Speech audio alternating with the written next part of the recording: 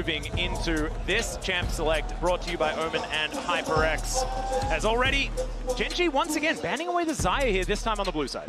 And this should give us a really good indication of how this series is going to look like, because in Game 1, Gen.G were on red side and took a lot of risks. If T1 is able to get a 2-0 lead, breaking them on red side as well, it's going to be so much harder to fight back. Going to have to be a really big pivot as the smolder, even with the Yone not being in the game, is taken away. Now, I do think that Gumayusi's pool at this World Championship is pretty much those AD carries on your screen. Now, admittedly, we've seen him play Caitlyn, we've seen him play Draven, but Ezreal and Kai'Sa, the usual de facto go-to meta AD carries that we're seeing often, are not his priority.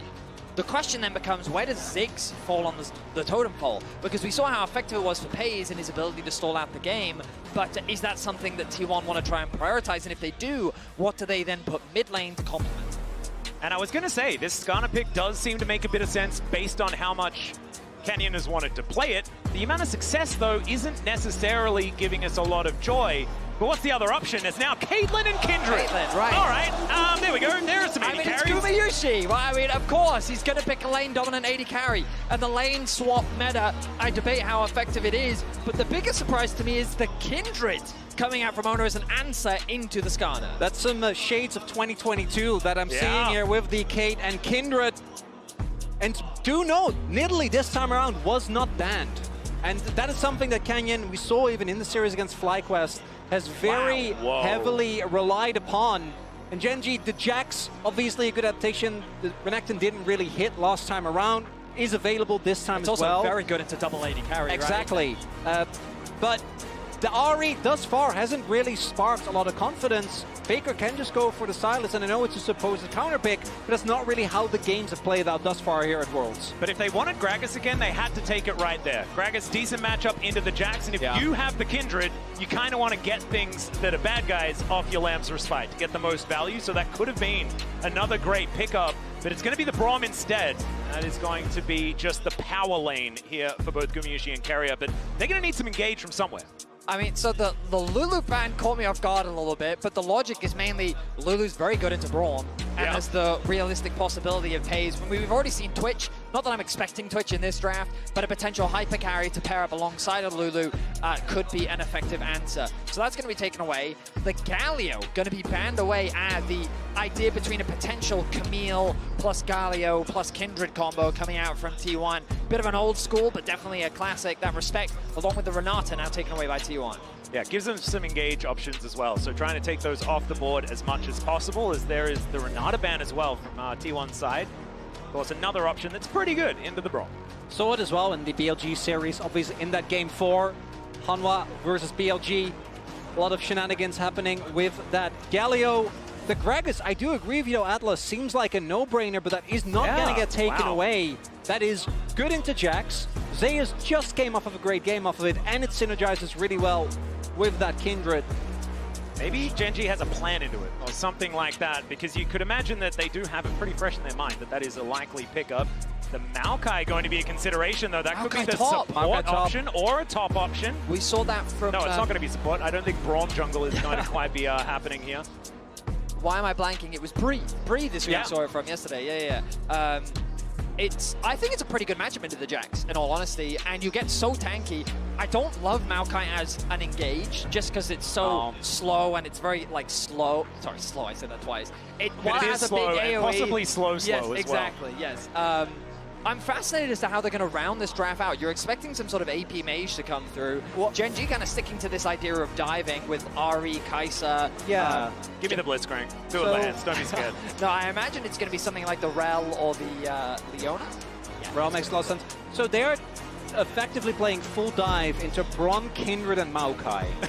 Which they are. That does not sound great. If you are Gen.G, and I got to give credit to T1, I think Gen.G thus far have been very predictable in how they have drafted and the priorities that they've used. And some of these individual champions, they've just not looked that good. And Keen on Jax, that's great. But Canyon on Skarner, Chovy's, Ari, and Paze, even going back to summer finals, wasn't really able to have the performance that I think you ideally would be looking for. And then you have a ton of comfort for T1. I think the only thing that you lack is engage, but the counter engage and your ability to be, if you're first in an objective, to deny any area access is out of this world. I'm also kind of surprised because when we see 3 AD carry bans, like, the direction that Guma's going to go is quite predictable in a sense. And it feels like that they haven't really provided a good response to this Caitlyn. I guess the idea is that they get their hands on the Jax, which sure into AD carries is good, but I think your point is so potent in this game about you are very short range into Braum, Kindred, Maokai. I'm fascinated. Like, ultimately, T1's engage is very low. It's not the strongest. You're very reliant on Maokai, maybe Silas stealing a good ult, maybe a Skarner ultimate or a Rel ultimate to start off a fight.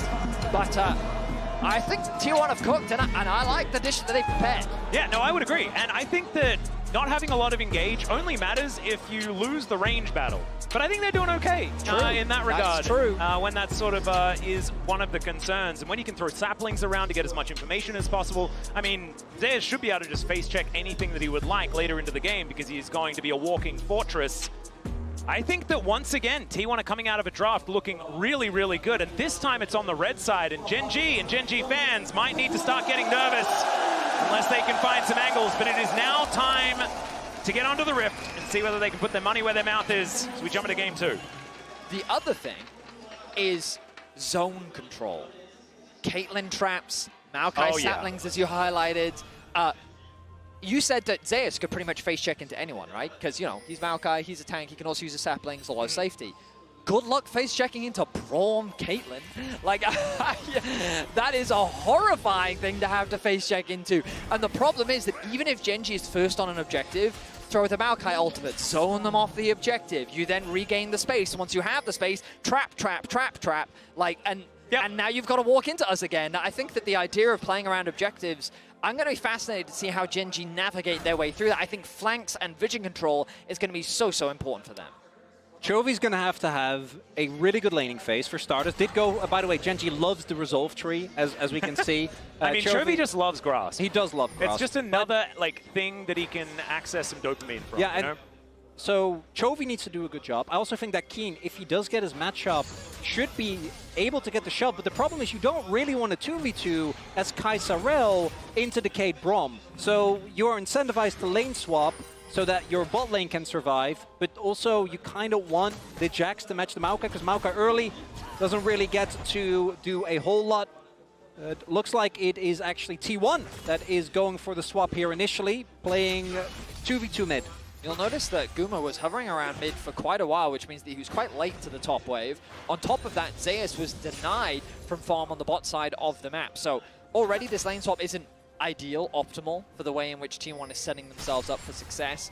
Keria has been hovering around mid. He's going to get level 2 very quickly. He's already on his transition over to bot lane, knowing that, hey, if I get one more minion, I'll level over. That's fine. I don't need to take any more XP away from Faker.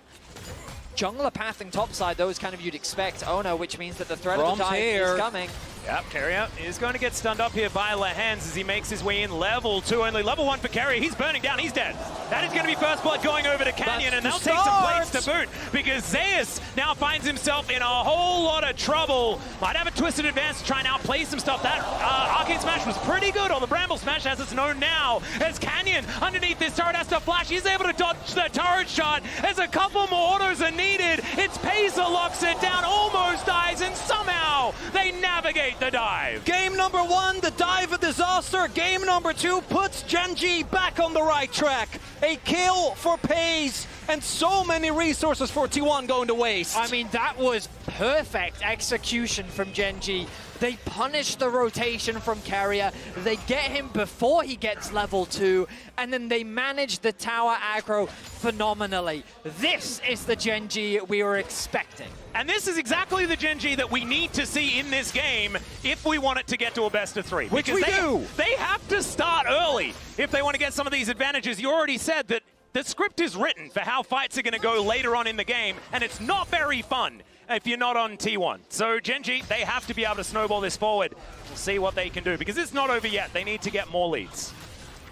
Canyon is quite far behind in terms of camps, is the biggest downside for Gen.G. You'll notice that he's only managed to get through his bot side. Oh, flash once again from Keria. I say again, I mean, he didn't get a chance to flash earlier, but Canyon putting pressure down, I should say, onto Keria once again, as Faker going to be zoned away from what farm he can. He's doing a pretty good job so far in the mid lane matchup, but at the bottom of your screen, it's a suave shade of blue. It is indeed. Gen.G finding a bunch of advantages. Excellent use of the word suave as well. Speaking of which, so was that just escape from Canyon. Decides, nope, I would prefer not to do this. Canyon, one of the most often heard pieces of criticism for this player, which also ties into his strength, which is mid to late game impact and carry performances, is that he's not doing enough. I think this game he's overcompensating a little bit. Still sitting at 16 CS, but because of the early kill, once he picks up his camps that are going to be a decent level, should be able to very quickly catch back up in experience. And when it comes to the gold, he is still doing fine. Now, this early gold lead for Gen.G, a necessity, but good to see nonetheless. Because with how game number 1 played out, it felt like Gen.G was on track for what we've seen them do so many times, and T1 really threw them off. And I will draw attention to our viewers who aren't as familiar with our format. Overlay, I should say. You can keep track of the Kindred stacks on the right-hand side of your screen. You can see that underneath the flash. And same for any of the stacking champions, which we don't have in this game.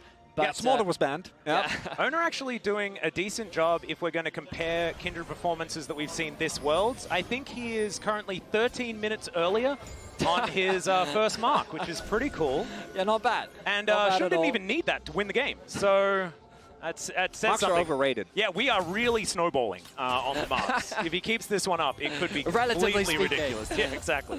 Now, Paze has transitioned to the top side of the Rift. Guma's actually been moved over to mid. Zeus does not have the TP available. Faker has TP to top. I wonder if T1 is going to try and contest these grubs, but Faker setting up a trap. Yeah. You've got Oner moving on over as well. Does get seen on that control ward, but finally Paze gets that information. Has to use the ulti. Chains don't land because the flash has to come out, and Paze is going to help now with these grubs. But that is not a lot of extra power here for Gen.G. Losing that flash, really important. Paze staying alive is crucial there. Otherwise, if they get that kill, T1 can then immediately collapse. You saw the rest of the members actually making their way over, but instead it's a big win for Gen.G. They get the grubs, and as mentioned, the Maokai is always going to have a lot of impact as Faker. Yeah, could be in some trouble here as Lahen's moving on over, finds a shattering strike. Ulti available here as Faker decides to go down, but Canyon's there to meet him. Faker now trying to change positions, but the plasma is stacked, and Paze is going to get some revenge. And Lahen's to reposition there to deny the ability for Faker to ult out with that Kai'Sa ult. And on top of that, Canyon using his E, not onto Faker, but in his flash path, meaning that he had nowhere to go. Nice collapse from Gen.G, and they funnel that kill onto Paze, crucially to get him further and further ahead. 2-0-0 now for the Kai'Sa, an 800 gold lead for him. And Gen.G came out the gate swinging here in Game 2. And he's got some compound interest. That Ko is ticking away. Yeah. Gonna even further bolster the gold lead. And the biggest difference here has, I think, very clearly been Lahen's impact in Game 1 versus Game 2. And then the inverse, Keria on the Braum. It's just not really the same type of champion. Lahen's possibly looking for a little bit more here, but level 4, as is Keria. The 80 carries that now actually have some levels in them, as we can see here. Some Berserker's Greaves done for Gumayusi. It's a bit of a battle towards the bottom side of the map. Zeus could be in trouble. Canyon, once again, just lawnmowering his way over.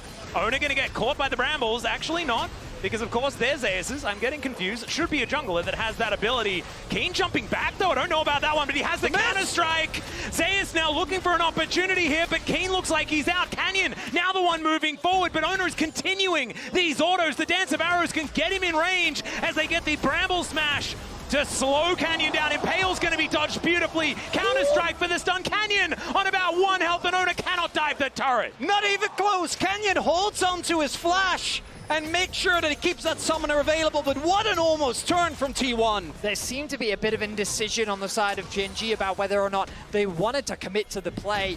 But then when they finally decided to, Oner was like, all right, fine, let's take this 2 versus 2, and you saw the power of the Kindred early on in the skirmishes. No kill ends up dropping for either side, and Keen's able to catch this massive top wave as well. In the picture-in-picture, also, we were distracted by what was happening, but Chovy actually forced Faker's flash. I imagine went for an offensive ult play, got that summoner out, and that does mean that T1 for a possible contest on these grubs. Trying to deny the Jack 6 grubs, definitely something that you want to do, but 2 crucial summoners now no longer going to be available. Keen also had to invest his flash, but Canyon still has his. Yep. And one thing I want to draw everyone's attention to is the fact is something that we've spoken about earlier. It's a 2,000 gold lead here for Gen G. It has to be. The way team fights are going to work later in the game should be able to favor T1 if they don't fall too far behind. Right now, I think that Gen G are on pace for trying to create a snowball, but they cannot stop. Like, this is about continuing to press this advantage as much as they possibly can. First Dragon certainly going to help out with that. Next one going to be an Infernal. And Gen G just have to keep their foot on the gas. I mean, I think it's important to realize that kind of on paper, Gen G's comp is easier to execute because it's just go forward. Yeah. Right? Press go R, in and engage. kill. Yeah, exactly. So T1 in the fight. So we talked about all these tools that they have, but execution is key. Patience, kiting backwards, leveraging your range, being able to sort of circumvent your way around all of the engage that Gen G's going to have. So if they get a lead, it becomes even harder to do that, and it can look even more dominating when Gen G is just forcing all of these plays. Yeah, the fact that 2 out of the 3 kills are on Pays as well is something that could be worrying. Because, yes, there's a range advantage for T1, but that reposition from the Killer Instinct can really allow Gen G, if Pays is really strong in this game, to just clean up any situation where they can get a foothold. So things could go from bad to worse very, very quickly. That's getting ahead of ourselves, though. Let's have a look at how this mid-game is going to unfold. As already, Canyon getting to work, trying to lock down 6 of these grubs. On vision right now, but we can see there's Kindred in the bottom lane. So it's not likely that a contest is going to work out. And this all comes from Chovy's prio in mid. This time around actually is able to have that very oppressive laning phase. And Faker just has to catch the wave. So I think T1 make the right call. Don't try to fight that. Instead, try to look for the cross map. Gen G with Pays and Lands arriving will be fine. Also want to highlight Oner now on 2 marks. Found one on the Grump in top sides. But Oner, who I think was by far the most consistent member of T1 in summer, had a little bit of a dip in playoffs, but then has been exceptional once again. When you think of his best champions, they're champions with really high impact, but not necessarily the carries, right? It's the Vi moments. It's the Rel from last year. You have to cast your mind back a very long way, right? It was when he was making his names on picks like Graves that you really remember him being able to carry from the jungle role. It's not something he's a stranger to.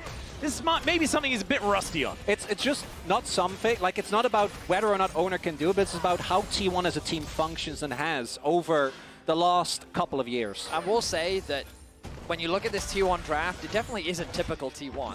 Like, seeing Zeus play a full-on tank is not something that we often get to see.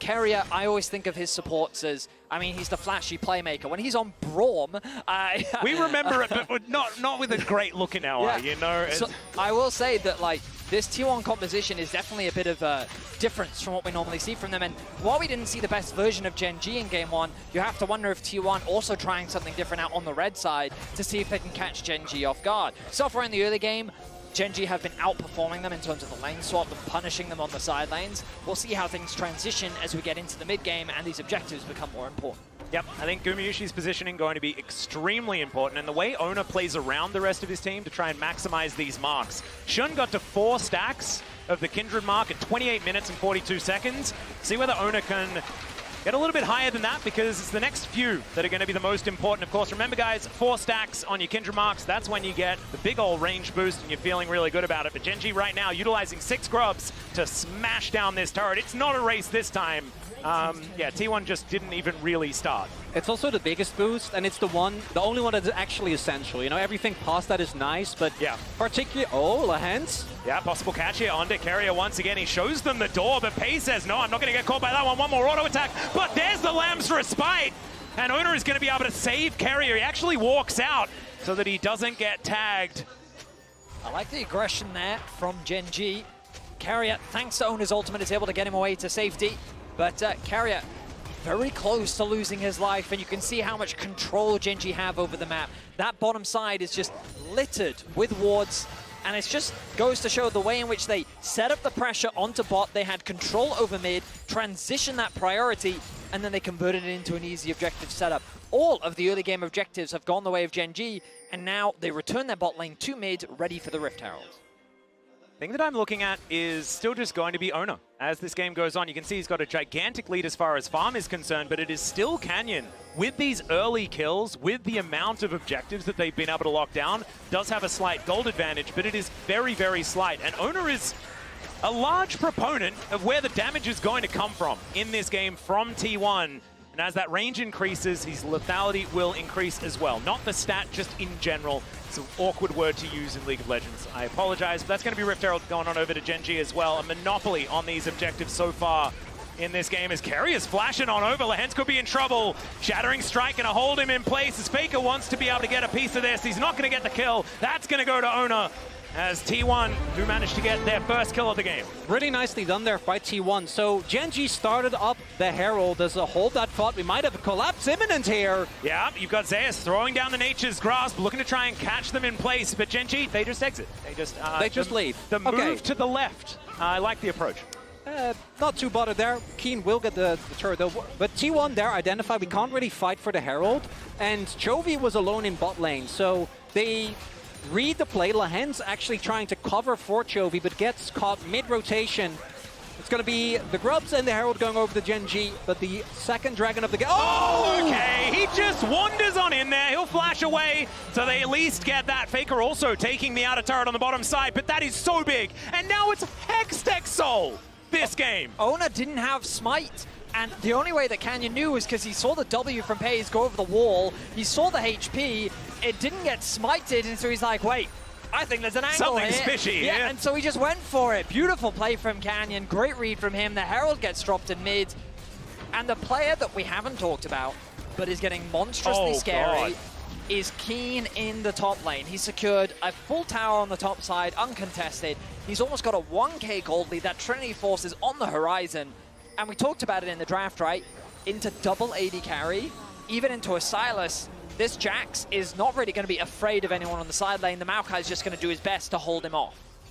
Yep, it's going to be about how well T1 just holds Keen at bay and tries to bide their time. But as the game stands right now, it is not looking good because this snowball is a-rolling.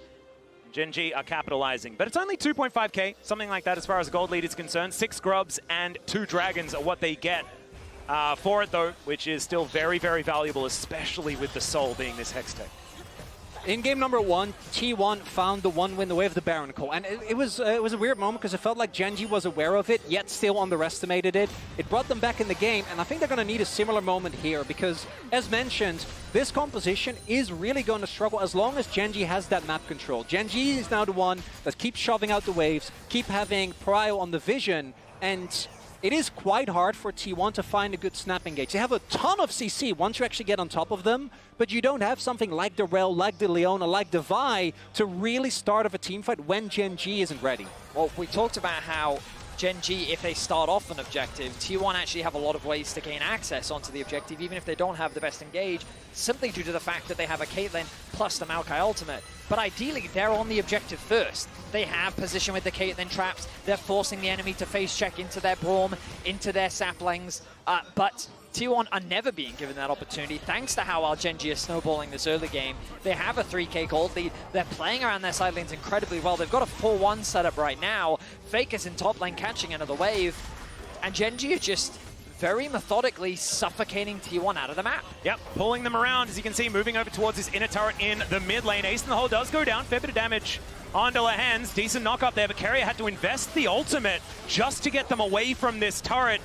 It's just Gen.G trading up at this point in the game. The turret stands though. Main thing for T1 is to not lose too much of that map control. You see them still moving around as a 5-man unit, maybe looking for some stragglers. Looking at the item finishes though, because of the gold leads afforded to Gen.G. Pays already on 2 items, and let's not forget this Kai'Sa. It's only going to get worse from free items onwards. When you get your revolves, when you're able to be a threat both as a poke champion as well as when you dive into the backline. As you mentioned, Vedi, I actually think there's a small window where the Maokai is like tanky enough to kind of deal with the Jax. Sure. But once Triforce is done, it gets a whole lot harder. And in a team fight, he'll be able to, but in the side lane, getting to match is going to be very, very hard. And we need to talk about our Mercedes-Benz features matchup. You mentioned it already on the PaY's side, but Gumayusi is about to hit that trough. This is where he's going to have to dig deep and make sure he continues on that streak of his, because Infinity Edge is necessary. That 2-item spike, it feels better than it used to, but definitely wants 3 items, 4 items, needs armor penetration, Infinity Edge, and then he feels a whole lot better. It doesn't get better all that soon here for T1 in this game. What you see though, T1 have been in this position before. They're trying to look for these small catches inside, as Zeus could be in big trouble here. Yeah, it does have a sapling in position, actually a bit lazy. That's not enough damage. Yeah, not going to actually spot him. So yeah, Canyon versus Zeus would take a while, to say the least. So right now, T1, I wonder if they even feel strong enough to contest the next dragon. They're setting up on the top side of the map. Vision is spotting them out completely as Oner is walking over wards right now, going to clear those out. Chovy respects the fact that he is on the weak side of the map as Lehens makes his way up towards the top side. Keen continues to push in the bot wave. It looks like he's heading towards a Starak second, which, to me, that's kind of the break point for Jax. When he's got the Trinity Force and the Staraks, he just becomes this really difficult to kill bruiser. Yep, and I was actually going to say, if this was the Infinity Edge back for Gumayusi, then maybe there's an opportunity somewhere. He's not quite there, sitting on the pickaxe and the BF sword as the Baron is about to spawn. 10 seconds until that dragon. Is good sidestep there from Lehens. It was just going to be some support combat. This is Gen G dealing with the fallout and trauma of last game. Look at the amount of vision control set up as they are heading towards this for a dragon. This time around, no opportunity. And T1's Baron damage is so much worse. Last time, they had an incredibly quick Baron. This time, that's not really going to be the case. Yep.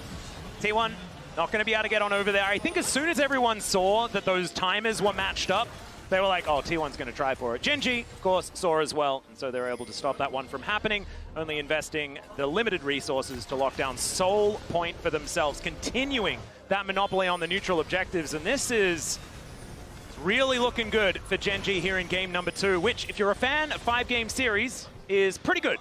It's, I mean, if you're ever interested in getting into super high-level league, both of these teams showcase through game 1 and game 2 how important the early game can be and how effectively you can snowball from that point depending on the strengths of your champions, because both teams have throughout this series demonstrated an effective way of how to play through that strength and snowball effectively. It's been a beauty to watch. It is a low kill game, but the map control, the decisions that Gen G have made, the tactical decisions and the execution has been near flawless, and it's resulted in a 3K gold lead 20 minutes in. Many have credited one of Gen G's current coaching staff for being one of the original reasons why Vision in League of Legends got changed for exactly these type of games. And if you think the map is lit up now, go back, watch some old VODs. I mean, Europe is very fond of when they nerf that, okay? Yeah, let's have a conversation about control wards and how much they're bought and stuff like that. I think that's a good idea. And knowing T1, what they're going to look for now is a quote-unquote, oh no, someone's caught in the side lane, followed by an immediate fight and an immediate collapse. They have dispatched of many teams when they were feeling like they were in a position of power. The problem is that generally Gen G doesn't really bite. They just let you play it out, keep their patience. It's the way they love to play, particularly when they are looking great on their carries, like in this game. Crucially, T1's waiting for those spikes, and I believe Guma's about 200, about 100 gold off. So he needs another wave. He's waiting for that wave to be pushed in. The question is, can it? Well, he's going to get it in time because the next dragon's in 3 minutes, and I feel like Gen G's not the time to just sporadically force this Baron now. I mean, they could. It's a great window for them to do it, but Malignance is almost done for Chovy. I imagine he wants to get that finished before anything comes through. The Sun and Sky actually going to be the itemization from Keen, also something we've been seeing from him. And then it goes into the Zhonya's third, which is also a very effective tool. So a lot of damage for this Jax in a side lane. Does make him a little squishier. So feels like the 1v1 build. Yeah. Not going for that Sterk. So Keen going also to be big murder AD carry build. Yes. Oh yeah. Yes. And there is a couple of those. Yes. So it's got some options. It's also the role kind of changes, because in longer fights, if you can get the proc of the Sundered Sky on multiple people, it actually adds to your stim. As you're saying, Vedi, if he does get focused, with Sterix, you can get away from some really, really rough situations. Not really going to have the same level of playmaking as the Brandwin's now done for Canyon. Going to get so much value out of that. Steel caps on him as well. And I can guarantee you, Faker is not really interested in trying to kill a Skarner.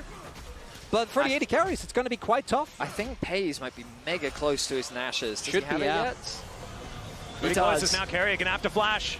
Get out of the way of Canyon. All right, Striding with a purpose, and that could be important moving forward because we know that Keria loves to play engage Braum. We don't like looking at it necessarily, but now without flash, he's definitely not going to be able to utilize it. So Gen.G, they have so much control of the tempo of this game.